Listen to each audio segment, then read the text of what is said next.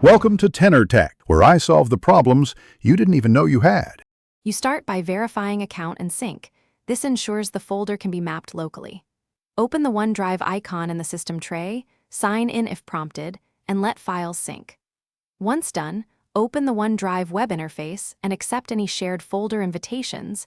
This creates the link between the cloud and your account. Make sure sync status shows up to date, because syncing is what allows File Explorer to display shared folders on your machine. Now locate the folder within OneDrive web under Shared. You need to add it to your OneDrive to sync locally. Click Add to My OneDrive, which tells the sync client to mirror that folder. Back on your PC, open File Explorer and expand the OneDrive entry. The newly added shared folder should appear there. If it's large, let the client download or set files on demand to save space.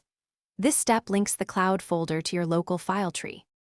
Finish by confirming the shared folder is usable.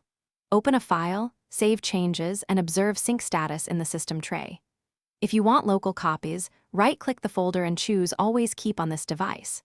If the folder doesn't appear, restart OneDrive or click Sync from the OneDrive web view to trigger the client. And if you still see permission or sync errors, ask the owner to reshare or check your access rights, because correct permissions are why syncing succeeds.